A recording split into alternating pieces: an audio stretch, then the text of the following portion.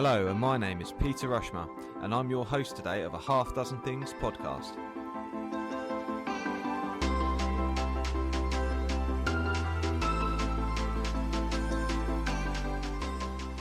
A Half Dozen Things is a podcast for business owners and professionals just like you. Whether you're an underdog hungry for success or you're already smashing it but want to continue to level up, we're here each week for you to get insight and learning from the very best in the business. No fluff, no BS, and no self-proclaimed gurus talking about how easy business or life is. Just real, frank, and raw conversations.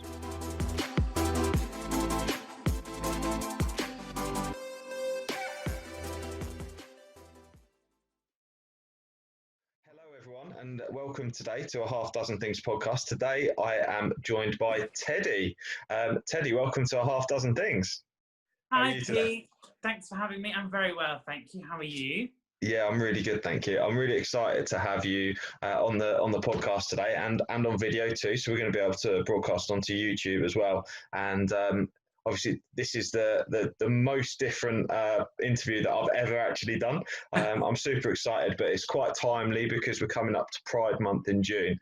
And Yes. I approached Teddi probably a couple of weeks ago, and we started to talk and explore what the podcast may look like and how we're able to sort of explore different the different things with LGBTQIA plus community and how we can help shine a light on that, because largely my audience, having had a background in transport and in motor vehicle repair, I'm used to very much blue collar sector, and I think it's a fantastic opportunity for us to have a discussion and sort of dispel some myths and sort of set the record straight. So my first question for you, Teddi, is why have you come dressed as Teddi today? So my sort of male persona is Edward. I run the Biscuit, just for any of those people that don't know, which is the largest business event in the East. And when I did drag networking last year, quite naively, I thought that everybody was fine with, LGBTQIA plus stuff. And it was all, because of my experience, which I guess I'm quite privileged from, because I've never felt like I've ever had to walk into a room and ever sort of apologise for myself being there, being who I am.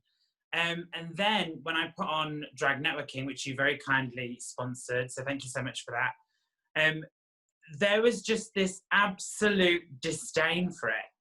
And a lot of it was behind closed doors, and a lot of it I've sort of been told third hand, and that kind of stuff. But some of the comments that were coming out, I was like, that's not okay.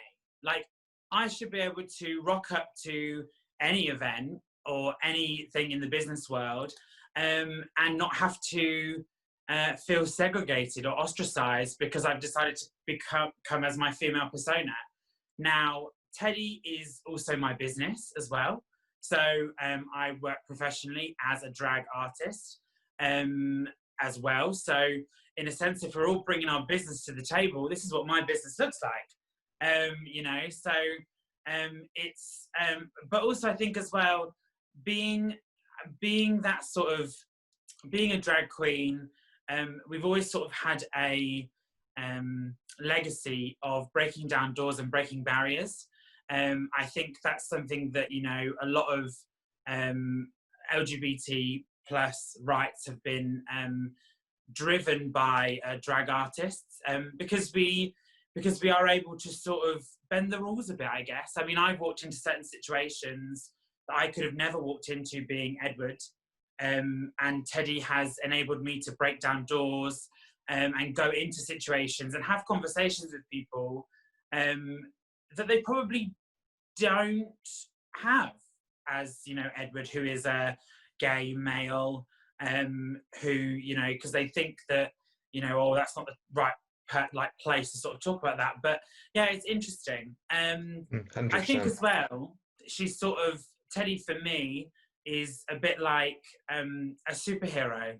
So one of my friend's children once called me that, which I've sort of liked and kept, because obviously, again, like I've just said, like for me, she can sort of do things that I can't, you know. Yeah. And at the end of the day, because it's a performance or because it's an art form or because it's a different persona, I can then sort of say, well, that was Teddy's thoughts, not mine. So she can sort of blur a lot more boundaries than I can. Of course. And also, who doesn't want to get dressed up and look nice all the Absolutely. time? Just to Absolutely. just put it plainly. especially on lockdown, it's like it was a special event just putting a pair of jeans on the other day for me, you know. been sat in shorts and a vest half the time. I'm like, oh, I'm interviewing today, I better put a t-shirt on. Just to explain to listeners the reason and the approach that I take and the interest that I have really in speaking to Teddi today is that one of the things that I like to do is just explore and change and, you know, really open people's minds up to stuff. And I think that it's really, really important that we be open-minded and all the way through business. So we've framed this session around pride in the workplace and understanding pride in the workplace. So there is very much a purpose behind our conversation today and why we're doing that. And personally, you know, I've got a bit of a story and a bit of an interest. I grew up for over 30 years with a brother and two sisters, and now I'm in a situation where I have three sisters as well, and it's had an impact on my family. And I'm not you know, it'd be unfair for me to share lots of details on that because I think it's unfair. However, it's something which does really interest me, and I think what I'd like to thank you for is the opportunity to be able to create a safe place for me. As really, you know, I'm not going to hide behind the fact that I'm a little bit ignorant, but we've discussed and agreed like a safe place for us to have a really frank conversation. So, and really to start that off, Teddi, could you just explain the difference between Edward and Teddi? And then also I'd like to explore the difference between sex and gender as well, please. Yeah. Okay. So Edward, even though for those of you that would know me as Edward, would say I'm quite flamboyant and out there anyway. And there's not too dissimilar between Edward and Teddi. I feel as though is that Teddi just gets away with things more. Whether that be because she is a female persona, whether that's because she is also a drag persona, I don't know. She probably speaks her mind a bit more, is a bit more cheeky, takes a few more risks. I think every sort of along the road, you sort of see a lot of drag artists, both drag queens and drag kings, will say that there is a different person. And there is a different it is a different person or a personality. Not that we're schizophrenic or anything, just before someone jumps onto that. But there is, you know, I sort of liken it back to the times of like the geisha in Japan. There's it's sort of a bit like a ritual. You're putting on your makeup, you're putting on your outfit, you're putting on your hair, and you do feel different. It's a bit like, I guess, if you ever did like contact sports. So like American football or rugby, you know, that time when you're putting on your kit or your uniform or your outfit, and then you're putting on your pads, you might put whatever it is on your face. You become sort of a different person when you're on the field to when you're off of it. And I think that's sort of how I can liken it to what drag is. And I think also as well, what it gives you, or what Teddi has given me, is an acceptance of who I am. You know, so before, when I started the journey, I've always been large, as in body size, and Teddi has been able to help me come to terms with the fact that yes, I am, and that's fine. You know, this is the body I was given, or this is the body that I'd made, eating a lot of Krispy Kremes. But you know, it's that kind of thing of, she was able to tell me, to myself, actually, no, you don't have to be shy about who you are. You can be whatever you want to be, because at the end of the day, yeah, that's it. That's who you are. So that's a journey that takes time. And I think I only started doing drag professionally October last year at the Chalkboard. We were doing certain events. And I think that was because I had to be ready to do it myself. And, you know, I was absolutely terrified about doing it first time, but it was fine. Well done. So yeah, and then we've gone on, and it's my latest one was hosting the Women's Awards, which was a great honour. Laura is a great ally, and that was fantastic to be able to do that, and sort of put a stake in the ground. But we'll come on to sort of support and all that kind of thing later. So sex and gender. Okay, so this is a big one where a lot of mostly men, I'm going to say, of a certain age, don't really understand. Let's put it that way. Let me try and be as nice as possible. So, sex is what you are, your bits. So whether you have female bits or male bits, that is your sex. Okay. Your gender is what you identify as. So I identify as gender fluid. So I personally believe that gender is on a spectrum. There isn't you aren't just male, you aren't just female, because I know a lot of females that you would classically say have masculine traits, and I know many men that have classic feminine traits. And I think that wherever you land on your gender identity, whether you are a manly man and that's absolutely fine. And if you are a real girly girl, that's absolutely fine. And all of those in between.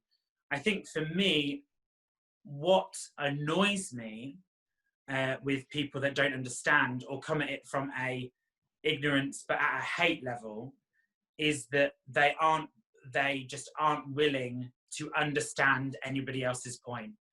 And that's for me a real issue, because if you liken this to, and I always have to do this, and some people say it's wrong for me to do this, but I think you have to. So if you likened it to women's rights, for instance, if you were to say that against a woman, that would be absolute headline news. But because we are if you are an LGBTQIA plus person, it isn't spoken about, or it isn't taken as, because that's just, a lot of people use this word phase.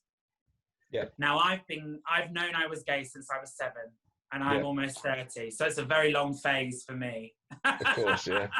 And I think, but also as well, there's nothing wrong with, as well, your children exploring that identity.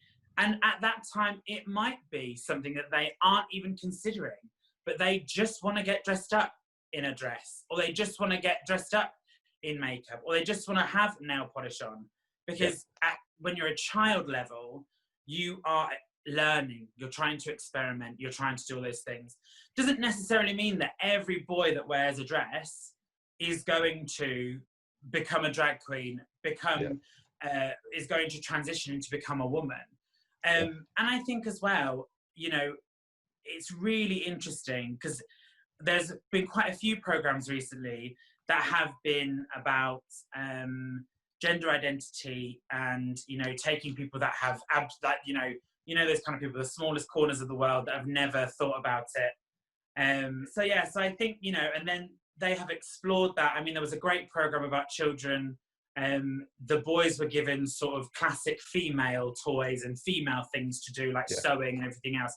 And it actually proved that the boys that didn't talk about their feelings, that were shut down, that had mental health issues, all of those things were alleviated and opened up because they were allowed to be whomever they wanted to be without any judgment or predilection. And that's the big difference, really. So sex is your physical bits, whatever you've got. And then gender is your identity that you choose. That might also come through as a journey, and also you might find by talking to like-minded people. So it's only really been recently, because I've been talking to more gender fluid people, that I've gone, actually, I am actually that. And if we have to label things, I think as well, like, some people think that labels are really important. Me personally, I don't. And I think that's where sometimes some people can come from a real place of anger if you don't, from sort of our side, from the community side, because they've gone, well, I've chosen to be this and you're not listening to me. But again, if you don't know what that is, I personally can't sit here logically and say, well, I've decided today to become a female. You haven't used she, I'm now annoyed. Yes. That to me is quite difficult. And I've been in those situations as well. It happens to everybody. Yeah. And all you can do, I would say, in any of those situations is apologise. Yes. Now, yeah, so I was going to go on a different point there, but I think I'll bring it up later. But yeah, so that is the difference between sex and gender. Okay. So sex again is bits, gender is what you identify as. I really appreciate you sort of clarifying that. So that has massively helped my outlook on things. So from my experience, I can sort of draw it back to my son. He's now 8. He's absolutely brilliant, and you know, he's surrounded by girls. My daughter's absolutely surrounded by them, and he's dressed up in dresses. And at first, I was a bit unhappy about that, and he was a bit ashamed. He would hide from me and see my shame. And the thing is what's interesting is that I grew up as, I suppose, an alpha dominant type of person. I played lots of sport. It was always play to win. Threat, intimidation, whatever it may be, sort of quite masculine traits. And he's very unlike that. He's very in touch with his emotions. And I'll be honest, early days, and this is me being frank, and it pains me a little bit to say it, but early days, I found that quite difficult. However, I've just come to terms with he is who he is, and I'm more than comfortable with that. As long as he's happy, that's all that matters. And however, he's only 8, so however he ends up being, I'm more than happy. Just as long as he finds a way to make himself happy as well. So. Thank you so much for tuning in. We really appreciate your time. Please do follow me at Pete Rushmer on LinkedIn, or on Facebook, follow Flagship Training UK, and you can find us on YouTube too at Flagship UK.